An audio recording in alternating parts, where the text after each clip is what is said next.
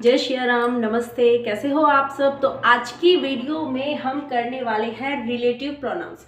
Relative pronouns होते क्या हैं, सबसे पहले हम ये देखते हैं who, whom, which, that, what, why, whose। ये सभी आपको लग रहे होंगे सारे क्वेश्चन वर्ड्स हैं। तो क्वेश्चन वर्ड्स भी हैं ये, लेकिन जहां पे ये सेंटेंस को जोड़ने का काम करते हैं वहां पे ये रिलेटिव प्रोनाउन बन जाते हैं।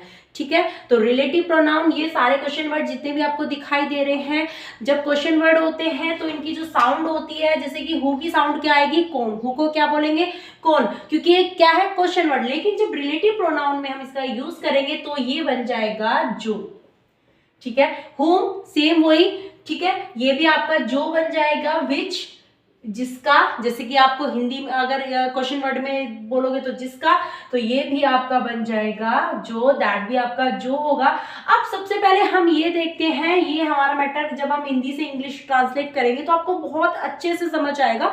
कहाँ पे हम हु, हुम, विच, दैट, ये सारे प्रोनाउन में बिल्कुल अलग अलग कराऊंगी ताकि आपको बिल्कुल क्लियर हो जाए। चाहे वो और मैं जो जिस तरह से ग्रामर करा रही हूँ, मैं नहीं मानती कि वो छोटा बच्चा इसको नहीं कर सकता या फिर कॉम्पिटिटिव के लिए यूजफुल नहीं है, कॉम्पिटिटिव एग्जाम के लिए। तो मेरे मानने में ग्रामर की कोई जो एज लिमिट नहीं मैं कह सकती कि इसी एज का जो बच्चा है वो ग्रामर सीखता है। आप मेरी छोटी बेटी जो कि मेरी बड़ी बेटी है नित्या, आप उसकी अगर वीडियोस देखते हो तो वो ग्रामर बहुत अच्छे से सीख रही है, तो आप भी सीख सकते हो। ये तो सबसे पहले हम देखते हैं, हमारे सामने एक सेंटेंस है, मैं रीना से मिली जो स्कूल से लौट रही थी। यहाँ पे देखो दो सेंटेंस है, मैं रीना से मिली एक सेंटेंस, दूसरा है स्कूल से लौट रही थी। कौन लौट रही थी, रीना लौट रही थी।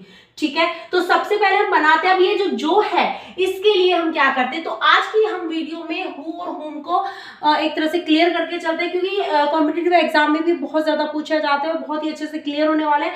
ये दोनों ही किसके लिए यूज होते हैं, पर्सन के लिए यूज होते हैं। किसके लिए यूज होते हैं, पर्सन के लिए यूज होते हैं। ठीक है, अब हु क्या होता है, हु आपका होता है सब्जेक्टिव, इट मींस ये सब्जेक्ट के प्लेस पे आएगा, और हुम आपका होता है ऑब्जेक्टिव, ये ऑब्जेक्ट के प्लेस पे आएगा। देखते हैं कैसे। मैं रीना से मिली, तो आई, यहाँ पे पास्ट इंडेफिनिट टेंस है, तो मीट की, मीट मींस होता है मिलना, मीट की सेकंड फॉर्म होती है हमारी मेट। आई मेट, मैं मिली, किससे मिली, रीना से मिली, तो आई मैट रीना, मैं रीना से मिली। अब दूसरा सेंटेंस क्या है, स्कूल से लौट रही थी। कौन लौट रही थी, कौन लौट रही थी, रीना ही तो लौट रही थी ना। अब रीना, अगर मैंने यहाँ पे लिखा रीना तो अच्छा नहीं लगेगा ना। अब जो के लिए हम यहाँ पे क्या लगाएंगे, जैसे कि मैंने बताया था, अब स्कूल से लौट रही थी, यहाँ पे देखो हु, जैसे कि मैंने बताया था पर्सन के लिए हम क्या लगाएंगे, हु या फिर हुज का, हुम का यूज करेंगे। अब यहाँ पे देखो, यहाँ पे सब्जेक्टिव प्लेस पे है, ऑब्जेक्टिव ये मैं आपको बताना चाहती हूँ। आई मेट रीना, हु जो लौट रही थी, हु वॉज रिटर्न,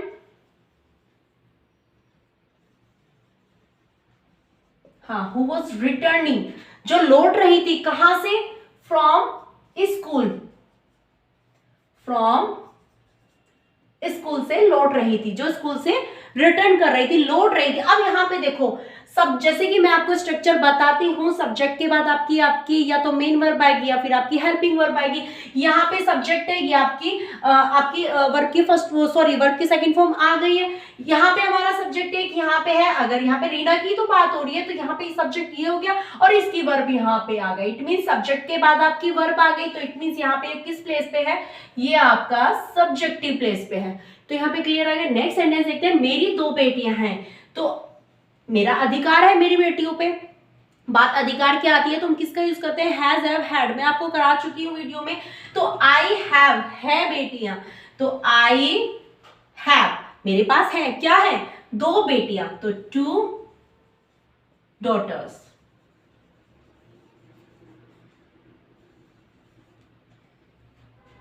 तो आई हैव टू डॉटर्स, मेरी दो बेटियां हैं जिनको मैं बहुत प्यार करती हूँ। प्यार कौन करता है, मैं करती हूँ, तो I love very much, I love very much. किसको, जिसको। अब यहाँ पे ध्यान से देखना, मैंने यहाँ पे लगा दिया आपका whom, ब्लैंक है यहाँ पे।